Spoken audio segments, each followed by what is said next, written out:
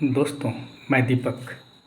आज मैं आपसे परिवार से संबंधित बातें करूंगा। आपको बताऊंगा परिवार क्या होता है और हम किसे परिवार कहते हैं। वीडियो को साधारण समझकर इग्नोर ना करें, आगे जारी रखें, आपको ज्ञान की बात मिलेगी।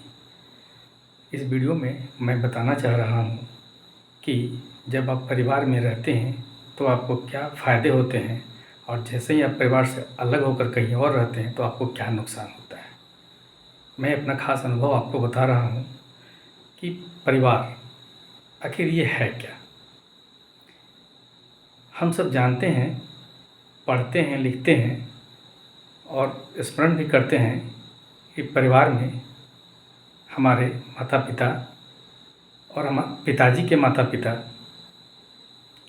रहते हैं।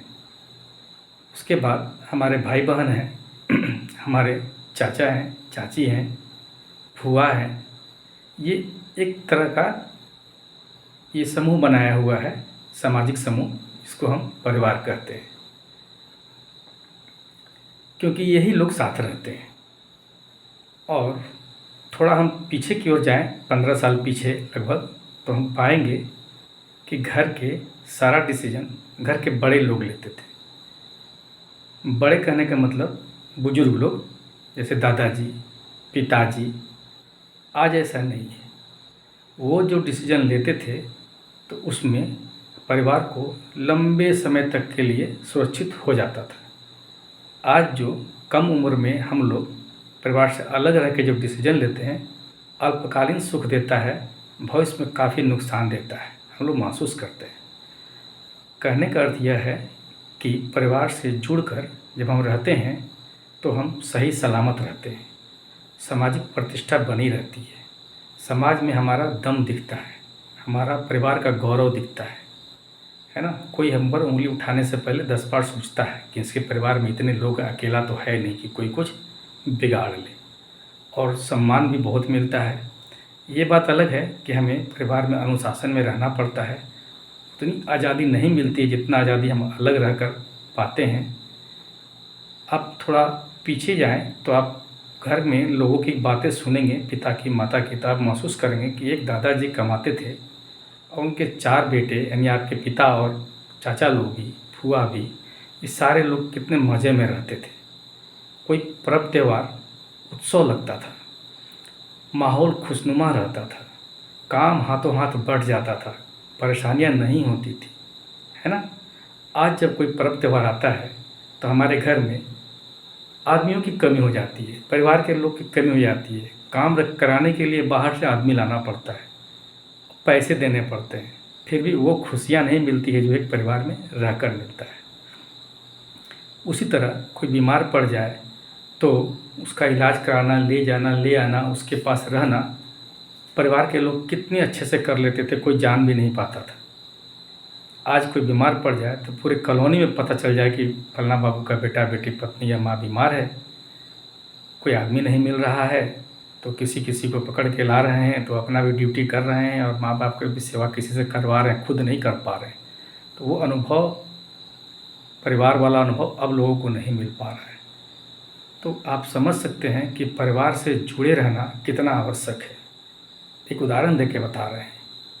आपने पहाड़ देखा होगा, पर्वत देखे होंगे, अच्छे बड़े बड़े पर्वत कितने मजबूत होते हैं। लोग सोचते हैं कितना बड़ा पहाड़ है, कितना मजबूत है, लेकिन जैसे ही किसी कारणवश, औद्योगिक कारण हो या व्यावसायिक कारण हो, उसको जब तोड़ा जाता है और जब उसके पत्थर टुकड़े बन के बाहर निकलते हैं, अब वो सही सलामत नहीं रह पाते हैं। अब मनुष्य उसका जैसे चाहे वैसे उपयोग करता है, मार्बल में, टाइल्स में, गिट्टी में, बालू में, छत में, कंक्रीट में उसका यूज करता है। अब वो पर्वत नहीं रह जाता है, वो धीरे धीरे टूटते तोड़ते उसको लोग ढेर कर दे, चूर चूर कर देता है। अब उसकी ताकत भी ख़त्म हो जाती है ना। उसी तरह परिवार से अलग रहकर हम बिल्कुल उस पत्थर की तरह होते हैं जिसका कोई भी उपयोग करे, दुरुपयोग करे, हमें कमज़ोर समझ ले और हम कमज़ोर साबित हो जाते हैं। कई जगह पर हमें आदमी की कमी हो जाती है क्योंकि हम परिवार से अलग हैं। ऐसा इसीलिए होता है। दूसरी तरफ आप ये देखेंगे, कोई भी पेड़ जिसमें पत्ता होता है, फूल होता है, फल होता है, वो तभी तक फलते फूलते हैं जब तक वो पेड़ से लगे होते हैं। जैसे ही वो अलग हो जाते हैं, उनका अब भविष्य नहीं रह जाता है। अब उनका उपयोग कोई कर लेता है या फिर गिर के सड़ के वो बर्बाद हो जाते हैं।